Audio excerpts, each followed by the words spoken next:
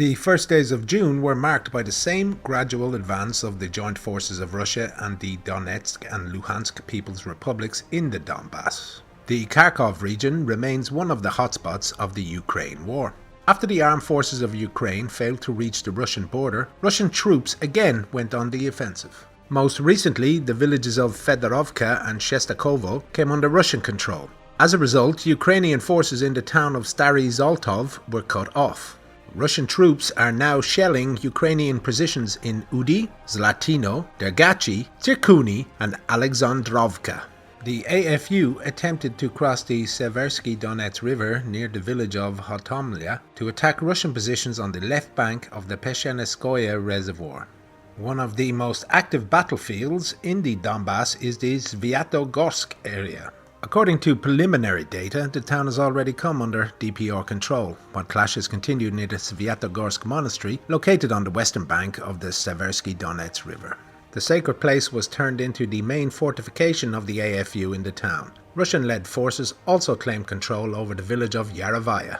As a result, Ukrainian forces in Svyatogorsk were surrounded from 3 directions. In any attempt to retreat, they would also have to cross the river under Russian fire. Heavy clashes continue on the streets of Severodonetsk city in the LPR. According to local reports, Russian units control about 80% of the city and have mopped up almost all residential areas. The AFU are retreating, taking shelter on the territory of Azot chemical plant where fighting was already reported. The battle for Lysychansk is yet to come. Russian-led forces are slowly surrounding the Ukrainian fortress. Clashes were reported on the city outskirts. All the supply roads were already cut off.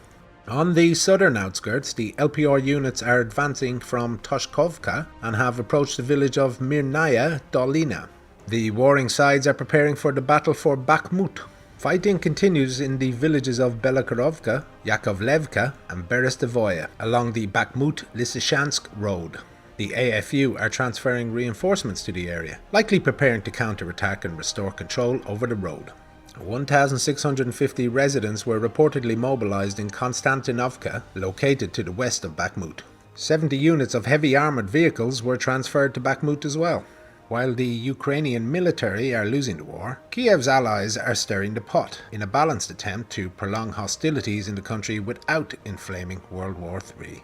Washington announced the allocation of a new $700 million military aid package to Kiev, which included supply of HIMARS multi-launch rocket systems to the AFU. Ukraine has reportedly given guarantees to the United States not to use these complexes for strikes on Russian territories, but promises in wartime can never be trusted.